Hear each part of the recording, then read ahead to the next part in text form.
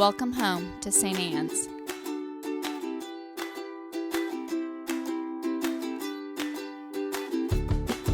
We want you to know that you're welcome to join us at 10 a.m. on Sundays.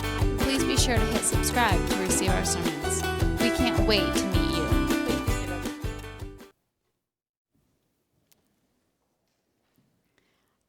I'll tell you why the Gospels are so confusing, because this is supposed to be the year of Mark, but Mark is a very, very short gospel, and John is very, very prolific. So you'll notice that there's a lot of John in the year of Mark, because Mark is the king of brevity. John is not the king of brevity, like not even a little bit. So sometimes it gets confusing. In fact, it's something that clergy are always like, John again? Because when you read John, if you ever read John, if you try and read John out loud, it gets really circuitous, and it gets really, really confusing. So it can get really, really complicated. Beautiful, poetic. John is poetic and stunning to hear, but difficult to read if you're the person reading it out loud. So Mark, are you raising a hand, or are you just stretching? I feel like I'm back at school already. Are you raising your hand, or are you just stretching? All right, so let's talk about the gospel, shall we? This is the bread of life story. We're all very accustomed to bread of life images, especially because we're Episcopalians and we think communion is kind of a big deal. Would you believe this? Because a lot of us are fairly young, new Episcopalians. There was a time when we only did Eucharist once a month, and most weeks we would be doing morning prayer. And everybody's now like, morning prayer, ugh. That's like the Sunday I don't have to come to church. But yeah, you used to do that every week, and then every once in a while you got to take communion. But when we changed to the new prayer book, it's not new. It's from 1972, I think, 79. It's not new.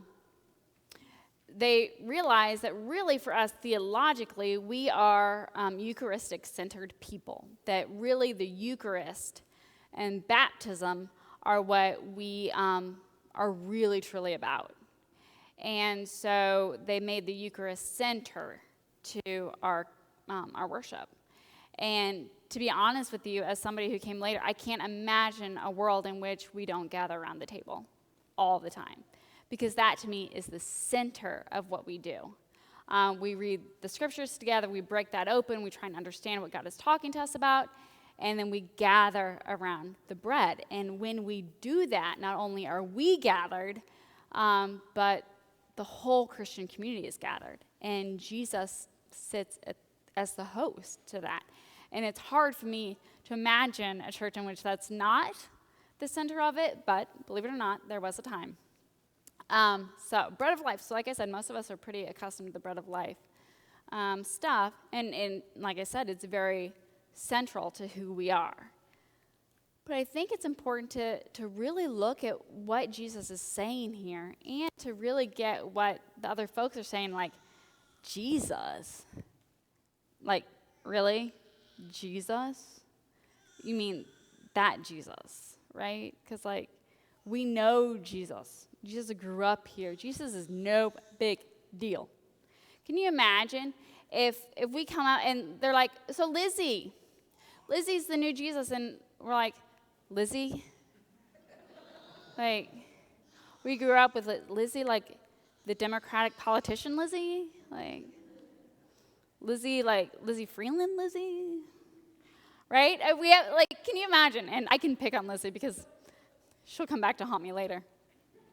But that is their attitude, like, really? Because when we think of big theological themes, we want big and different. We want other, like someone that we've never seen or heard before, someone like, whoa. Jesus, friends, is not whoa. Jesus is like, Jesus? Like, Mary and Joseph's Jesus? Like, Mary's Jesus. Like that Mary? Yeah, that Mary. So it's not that big a deal. And when Jesus is talking about the bread of life, they're like, bread. Like, bread? Like, we eat it all the time, just like plain old bread, like Sara Lee white bread. For reals, like, okay. So these are not big, exciting things, like where you and I, looking back, we're like, yeah, bread of life, like Eucharistic table, yeah, and Jesus, like the Christ, yeah. They're like, okay, that's cool, that's fine. I don't know, maybe I'll go to the Roman gods after all. Seem a little bit more epic. So this is where we have to get, because you and I want big, different awesomeness, right? And to be honest, all humans do. They did too. But really, would you believe that that's not the most sacred stuff, right? So what this is really about is really understanding that Jesus is among us as one of us, that really every single one of us is Jesus in some way. When you come close to one another, you are seeing God. Think about it this way. We know that relationship and gathering around food and coffee and stuff like that is where really, truly relationships are built, right? We know that. We know if we want to make the world a bigger place, we do it over a cup of coffee, not over a Facebook or a tweet, right? We know that intellectually. You and I know that. One of the reasons that COVID has been so hard on all of us is because we know that community is central. We know that. We know that holding hands and gathering around food and drink is central to who we are. But is it the food that is central to who we are? Is it going out for coffee? Now, don't get me wrong, Post Coffee has amazing coffee. Like, it's awesome. But is it the coffee that is sacred, or what that moment allows us to do? It is not the bread itself that is sacred. It's what we do when we're gathered around it. Did you know historically, there are going to be Anglo-Catholics, okay, probably not at St. Anne's, but if you went to St. Mary's downtown, they would literally die about what I'm about to tell you. Because we're Protestant. Don't tell the Anglo-Catholics, but we're Protestants. They don't know that, but we are. So, historically speaking, the clergy would come and we'd probably make bread at home, or somebody in the church would make bread at home. Same old bread that they make for everything else. We'd come, we'd have communion, we'd break it, and we'd share it among each other, and it would be powerful and deep. And then there would be bread left over, and somebody would take it home and you eat it, because it's just bread. It's not the substance that is the big deal. It's not the substance that is the big deal.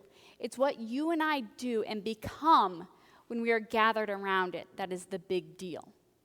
And sometimes we get so stuck on big, awesome otherness that we forget the sacred of the everyday, boring, normal stuff. And that's what God is all about, because God isn't big, awesome other. God is here and now. God is in the face of the children. God is in the face of your neighbor. God is in the face of the person that you're having coffee over. God is not in the coffee or the bread. God is in what you share and the relationships that you build and what you see in one another when we are gathered together. And that is so very, very important for you and I to hear, because we want something different. We want something other. We want something that we go to, right? But what is the sacred and the boring everyday? Because that's what Jesus is all about reclaiming. Understand what Jesus is reclaiming at this time. Because the people at that time, it is bigness other people who were taken away from the community and made different. You go to the temple. You go to God.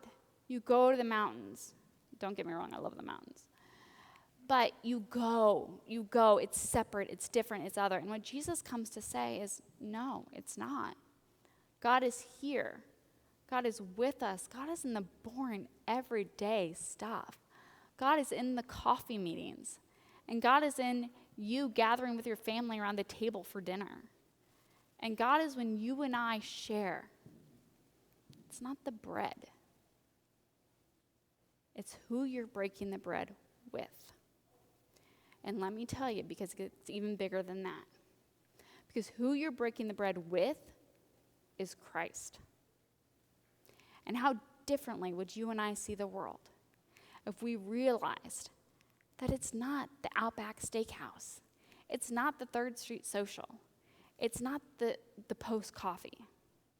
It's who we're there with. And how differently would we feel about every other human if we realized that when we are gathered together in community, we're with Christ. That person, that individual is the face of Christ, the presence of God.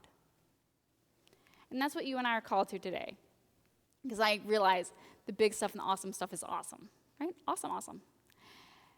But really, how do we reclaim the everyday? Because that's where God is all the time. Don't get me wrong, I want you to come to church. I do. And I want every experience to be big and awesome. I really, truly do. Even though I'm 5'4" and, not terribly big and awesome. But it is what it is. But can you reclaim the Christ in your everyday? Can you gather around your family dining room table when there's messes everywhere and the kids are crying and we're all getting ready for back to school and it's chaos all the darn time? Yeah, you're getting ready for kindergarten. Now that is big and awesome. The rest of us are just getting ready to go back to work. Some of us are getting ready for kindergarten. So what do we do in those moments? I beg of you, go to a coffee shop. Have your friends over for dinner. Please mask up and make good choices, because I really don't want to attend your funeral. I certainly don't want to preach at it. But gather, and in those gatherings realize that person that you're face to face with, eye to eye, is Christ. Realize that what you're gathered around, when you come to this table or any table, when you are sharing and building community, you're sharing Christ. You're building community with Jesus. All things are holy. All bread is holy. I mean, unless you're like me and you don't like gluten, because, whatever. But all things are holy. Every single thing is holy. And does that make the holy mundane? Or does that make the mundane sacred?